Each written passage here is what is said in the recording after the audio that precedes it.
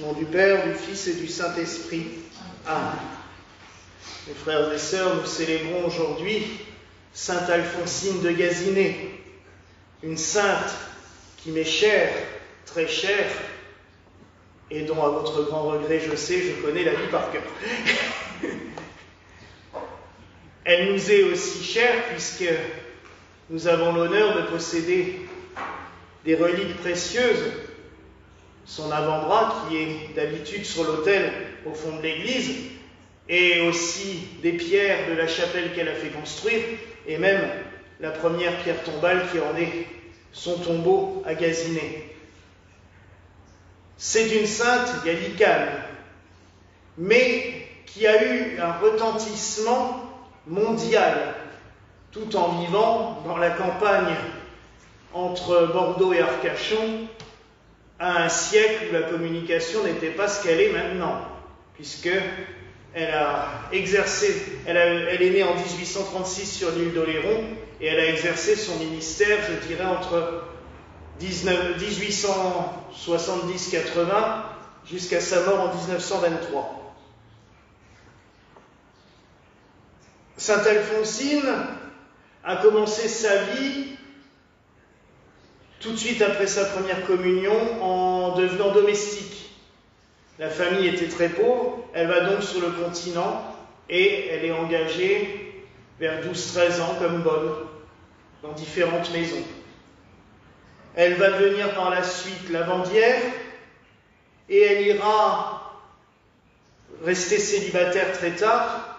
Elle ira sur le front durant la guerre contre la Prusse, donc 1870, dans les Ardennes, où elle s'occupera des soldats. Elle rencontrera Eugène, un gendarme, mobilisé lui aussi.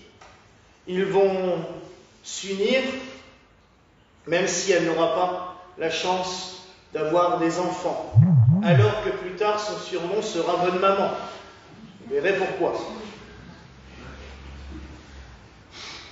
Ils viennent s'installer sans doute par l'affectation de Eugène à Bègles, dans la banlieue bordelaise, où elle tiendra un commerce, un dépôt de presse et épicerie. Mais le Seigneur avait déjà prévu autre chose pour elle, il lui donne le don de guérison. Les gens qui viennent vers elle, elle va commencer à poser les mains, et très vite, les guérisons se font. Elle prie beaucoup, énormément, celui qu'elle appelle son divin maître. Elle utilise des prières qui, à l'époque, sont un succès de librairie à la fin du XIXe siècle. C'est les prières d'un évêque gallican qui l'a traduit du latin en français, c'est les livres de l'abbé Junot. Elle s'en sert et cela marche, avec un succès énorme. Très vite, elle ne peut plus se consacrer qu'à cela.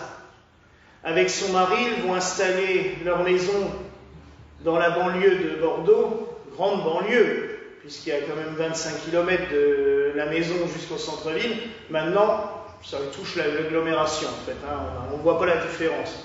À l'époque, c'était la campagne profonde, dans ce qu'on appelle la lande girondine, donc le début de ces forêts de pins immenses qui courent entre Bordeaux et la mer, et l'océan. Elle va commencer à attirer de plus en plus de gens. Son mari meurt en 1906, et ce qui est très pratique, c'est qu'avec les recensements, on sait qui vit dans la maison, on sait aussi qui exerce tel métier. Et en 1906, à la mort de son mari, elle a déjà 2 domestiques, un jardinier pour s'occuper des herbes aromatiques qu'elle donne aux gens pour se soigner, et une secrétaire pour répondre aux courriers énormes qui arrivent. Elle s'enrichit, mais pas pour elle, puisqu'en fin de compte, elle va créer à Gazinée, donc c'est la banlieue de Bordeaux, un hameau de Cestas, le premier resto du cœur, secours populaire, puisque tous les matins, les pauvres du village peuvent venir chercher un panier garni pour le repas du jour. Elle les remplit avec ce qu'elle va acheter, mais aussi avec ce que les gens lui donnent. Vous savez qu'à la campagne, souvent, les gens qui ne peuvent pas payer en monnaie sonnante et trébuchante amènent un poulet, amènent un morceau de viande, amènent des œufs. Donc elle redistribue ce qu'elle reçoit. À ce propos, un jour, un malade vient et il se fait soigner et il lui donne un poulet. Et elle lui jette à la figure en lui disant « On va rendre le poulet que tu as volé, sinon ta guérison ne sera jamais bonne. » Elle voyait. Elle avait un don extrême pour voir dans les cœurs, pour lire dans les cœurs. Et ça attire tellement de monde qu'un jour on voit arriver des courriers venant de Russie. Un diplomate français qui avait parlé d'elle en Russie, et maintenant il y avait des courriers qui arrivaient de Russie. On va écrire des articles sur elle jusque dans le New York Herald Tribune.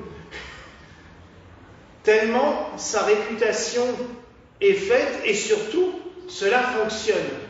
Alors ce qui est très drôle, c'est que vers 1912, des médecins bordelais portent plainte contre elle pour exercice illégal de la médecine. Elle impose les mains, c'est pas de la médecine, et elle ne fait pas d'ordonnance.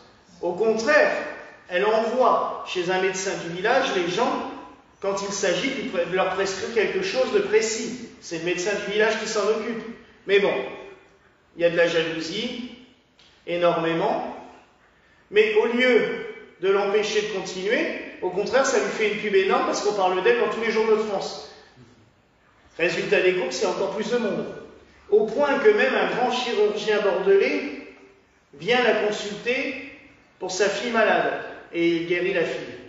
Donc ce chirurgien va pousser ses co-religionnaires à en retirer leur plainte, forcément, puisque même lui a été obligé de faire appel à elle pour être soigné. Qu'est-ce qui la relie à l'église gallicane? C'est qu'en 1914, quand il y a toutes ces prières, elle les fait accompagner de messes ou de neuvaines par le curé du village. L'abbé Danet, qui habite à 400-500 mètres de là, dans le hameau de Toctouco. Mais un jour, pour quelle raison, on n'a jamais réussi à trouver, même dans les courriers véhéments de ce cher homme de Dieu. Quand on lit les courriers, on se pose des questions, mais bon. On n'a pas compris pourquoi, du jour au lendemain, il lui avouait une telle colère. Alors, il y a une hypothèse qu'un historien m'a donnée il n'y a pas longtemps. Je la livre parce que, étant historien, il sait quand même de quoi il parle. C'est que l'abbé Danet avait créé une société parce que c'était un inventeur qui avait inventé un extincteur pour les feux de forêt. Parce que là-bas, les feux de forêt détruisaient des hectares déjà à la fin du 19e, au début du 20e siècle. Et son opération, avec beaucoup de marketing, a coulé. Et en fait, sa société qu'il avait créée, beaucoup de pubs, a fait faillite. Et cet historien m'a dit, mais d'après les informations qu'il a réussi à glaner, c'est Sainte Alphonsine, c'est Madame Mathieu qui lui avait donné beaucoup d'argent. Donc comme il ne pouvait pas lui rendre, il a préféré baver sur elle, plutôt que de lui rendre. Et comme souvent les gens, quand ils ont des dettes, plutôt que d'honorer leurs dettes, ils maudissent la personne en faisant croire qu'elle n'était pas bonne. Je n'ai pas de preuve écrite, mais cet historien a été quand même très clair. Il m'a dit, d'après les témoignages que lui a pu recueillir et tout ça, il pense quand même que c'est vraiment la raison de cette haine. En tous les cas, un jour, Madame Mathieu va à la messe comme tous les dimanches, et elle se fait traiter de sorcière pendant la prédication. Le curé la montre du doigt en disant « cette sorcière-là ». Il oublie qu'elle avait payé l'église, parce qu'elle avait financé l'église, tous les ornements et la construction de son presbytère. Bon, ça. Du coup, elle a quitté l'église en lui promettant que jamais il construirait son clocher. Si vous allez à Toctouco maintenant, il y a toujours 4 poutres en bois qui tiennent la cloche. Ils n'ont jamais réussi à faire de clocher. Donc, du coup, elle va construire une chapelle dans son jardin. D'abord une toute petite, puis après une belle église qui a à peu près cette taille-là, un peu plus étroite, mais un tout petit peu plus longue que notre église à nous. Et c'est à cette époque-là, car le Seigneur pourvoit à tout, vous le savez, elle rencontre Monseigneur Giraud, un jeune évêque gallican, parce que tous les ans, elle emmenait tous les enfants de Cestas et de Gaziné en pèlerinage à Notre-Dame du Puy, au Puy-en-Velay. Et là-bas, elle rencontre ce jeune évêque. Et il y a un coup de foudre spirituel entre les deux. Ils se comprennent tout de suite. Elle lui dit, mais venez, j'ai de la place dans la maison, il y a la chapelle qui est pour vous.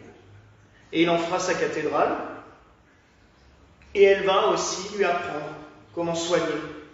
Elle va lui léguer non seulement son don, son savoir, et plus tard sa maison, et ses richesses aussi, qui vont permettre de développer l'église gallicane de manière impressionnante. Quand elle va mourir en 1923, elle va être enterrée juste à côté de la chapelle qu'elle a fait construire, dans une petite chapelle tombeau.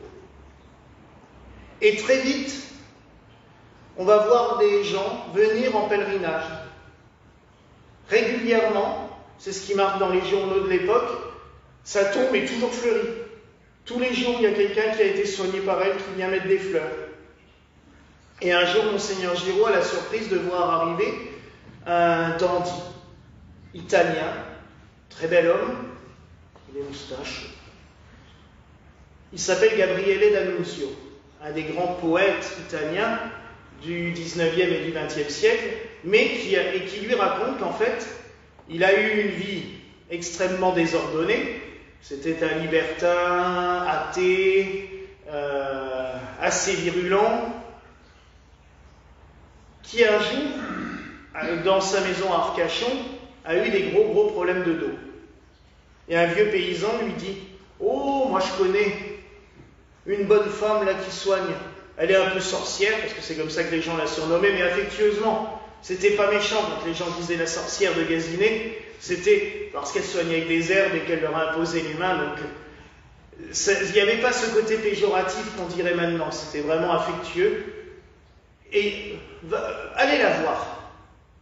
Et il s'est fait emmener jusqu'à Gaziné, et là, elle le reçoit, sans savoir trop qui c'est, mais elle le soigne. Mais elle lui dit, tu sais, si tu continues à attaquer le bon Dieu comme tu le fais, ça va être dur de te soigner, hein. Va peut-être falloir lui ouvrir ton cœur aussi. Et il se convertit, et à la suite de cette rencontre, il est soigné, il devient croyant, et il va écrire sa plus belle œuvre poétique, qui est devenue un opéra, le Mystère de Saint-Sébastien. Elle va aussi lui dire, toi un jour tu seras prince.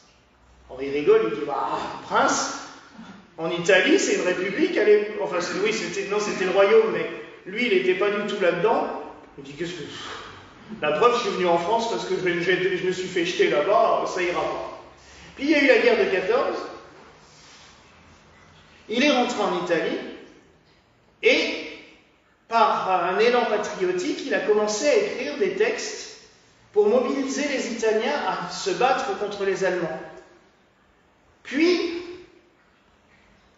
il a pris lui-même la tête d'un corps d'armée, pilote d'aviation. Il a gagné des belles batailles, des belles victoires, et à la fin de la guerre, le roi d'Italie l'a nommé prince de Montenevoso pour le remercier. Et donc il est revenu dans les années 1920-25 à Gaziné, il a rencontré Monseigneur Giraud, il a témoigné de toutes les grâces qu'il avait reçues dans cette chapelle par Madame Mathieu. Monseigneur Giraud va ordonner que son culte se développe, et à sa mort en 1950, malheureusement, la propriété avait été mise sous séquestre par le régime de Vichy, puisque l'église gallicane a toujours combattu le fascisme. Donc, la propriété, il pouvait encore vivre dedans, mais il n'avait plus aucun fonds pour l'entretenir, et c'était un très grand domaine. Maintenant, on ne se rend pas compte, parce que la maison, il n'y a plus que la maison et la chapelle, enfin les ruines de la chapelle, mais Avant, c'était plusieurs hectares autour, avec des dépendances et tout ça. Donc il n'a pas pu le garder après sa mort. L'église a dû vendre le domaine et Sainte Alphonsine, le corps a été transféré dans le tombeau de son mari au centre du village. Dans les années 80, Dieu merci, un prêtre de notre église a pu récupérer des reliques qui ont été offertes par la mairie de Gazinay et que nous avons maintenant ici, parce que dans notre église, donc en 1953, l'a canonisée. On a un dossier en bas de témoignages de guérison, de soins qui est énorme. C'est nous qui conservons maintenant le dossier de canonisation ici. Et c'est vrai que c'est une richesse parce que jusque dans les années 80, notre évêque avait une émission de radio à Bordeaux et il avait lancé un appel. Et dans la foulée, il a eu des tas et des tas de témoignages. Et pour vous dire à tel point elle a marqué les esprits, c'est que nous, en 2003, pour les 80 ans de sa mort, on a relancé un appel dans le journal de Bordeaux et on a encore eu des témoignages. Des gens qui se souvenaient de leurs parents qui avaient été chez elle, d'eux-mêmes. On a vu une dame de 86 ans qui avait été soignée par elle toute petite. C'était génial. Et la maison est devenue un restaurant. Et on avait beaucoup sympathisé avec les propriétaires du restaurant, qui n'ont pas pu, malheureusement financièrement, restaurer la chapelle, parce que les propriétaires, dans les années 50 jusqu'à 2000, ont laissé la chapelle s'effondrer. Ils ont même démonté le clocher et tout, c'est une aberration. Donc eux, ils n'ont pas pu restaurer malheureusement la chapelle, mais ils nous ont donné le vitrail qui est dans la salle paroissiale en bas, qui était le dernier vitrail intact de cette chapelle, puisque les enfants s'amusaient à acheter des cailloux en passant. Alors, ils voyaient une ruine, alors ils se disaient, tiens, on peut s'amuser. Et eux aussi nous ont témoigné que régulièrement, ils avaient des gens qui venaient manger dans le restaurant pour retrouver la maison de Madame Mathilde. Et qui se souvenaient bien des endroits dans la maison, en disant, mais ça, oui, cette cheminée, elle était là à son époque, là, il y avait son bureau, là, les gens avaient des souvenirs extrêmement précis d'elle. Et donc, l'année dernière, on a appris que la chapelle, elle est vraiment en train de tomber, et comme ces gens-là qui sont devenus des amis, je les salue d'ailleurs, parce que je pense qu'ils nous regardent, Christian et Martine, ils ont sauvé quelques dalles de la chapelle et la pierre tombale, ce qui nous a permis de faire cet autel en l'honneur de Sainte Alphonsine. Donc vous voyez que notre église gallicane nous doit énormément. Sans elle, je pense que nous ne serions pas là, mais je me rends compte, après ce que nous avons vécu dimanche et ce qui s'est déjà passé ici quand on est arrivé, qu'on a toujours eu une bénédiction de la part de Dieu qui nous a toujours fait rencontrer les bonnes personnes au bon moment pour permettre que ça continue à vivre et que ça continue à grandir. Mais en même temps, je peux vous dire que quand on l'a pris, elle est redoutable, elle est très efficace. Même si des fois, les réponses sont aussi un petit peu brutales. Mais a priori, c'est son caractère, parce que les témoignages lui corroborent aussi que le fait qu'elle avait un caractère extrêmement sec et qu'elle pouvait être assez virulente avec les gens qui la cherchaient. Un jour, il y a des jeunes qui sont venus pour se moquer d'elle, en fait. Ils étaient dans la salle d'attente. Elle les a foutus dehors à coups de pied aux fesses. Mais elle a récupéré une gamine qui était avec eux, avec ses jeunes, dans le jardin. Elle a dit, mais toi tu viens là parce que tes migraines que tu as depuis plusieurs mois, je vais te les soigner. Au lieu de te moquer de moi, tu vas repartir guéri, ça sera mieux. Et elle l'a soignée. Et en fin de compte, souvent, les gens qui se moquaient d'elle, c'était les premiers à être guéris par elle pour leur montrer. Mais elle a fait des tas de choses. Il y a un enfant polonais qui était à l'article de la mort, qui n'avait même plus de souffle sur le moment. On pensait qu'il était déjà parti. Elle lui a redonné la vie en lui parlant en polonais, alors qu'elle n'avait jamais parlé de sa vie en polonais. De familles, et là j'ai le témoignage écrit de ces familles, qui ne pouvaient pas s'encadrer. Vous savez, ces guerres de village, là où ça fait des siècles et qui s'engueulent, mais ils ne savent même pas pourquoi. Mais on les déteste parce que c'est cette famille, et un jour elle les avait tous les deux, qui étaient réunis dans sa salle d'attente en même temps. Elle dit, ah ok, bah venez là vous. Elle a pris un gros morceau de pain qu'elle a coupé en morceaux. Elle a prié, elle a posé les mains dessus et le pain s'est ressoudé. Et elle a dit, si le pain il est capable d'obéir à Dieu, maintenant vous allez vous réconcilier. Ils l'ont fait. Mais vous voyez qu'elle avait un fort caractère. Mais ça montre aussi que des fois, servir le bon Dieu, c'est pas être béni oui. Tout le temps comme ça, très mielleux, mais des fois il faut aussi savoir dire les choses au nom de Dieu, dire non, maintenant ça suffit, on y va, ou maintenant ça suffit. Si tu veux que ta vie s'améliore, il faut aussi faire un effort. Il ne faut pas être là juste à attendre que tout tombe du ciel. Et elle nous a montré vraiment un petit peu tout cela. Et c'est bien pour ça aussi que tout le monde dans le village, dans les alentours, la surnommait la bonne maman. Parce que oui, elle avait un caractère dur, peut-être même difficile, vu les témoignages, mais elle avait un cœur immense. Tous ceux et celles qui avaient des problèmes, elle les aidait. Combien de jeunes filles elle a dotées pour qu'elles puissent faire un mariage, un beau mariage, ou le mariage qu'elle voulait, ces jeunes filles, et pas qu'elles se retrouvent domestiques, comme elle l'a dit à une petite un jour. La petite Amélie, elle lui dit « Quoi ? Tu veux devenir domestique pour aller faire sauter par le patron ? Tu sais très bien que ça va finir comme ça. Allez, non, moi je te donne les sous et tu vas te marier. Ça sera mieux. » Et elle a fait ça à plusieurs reprises.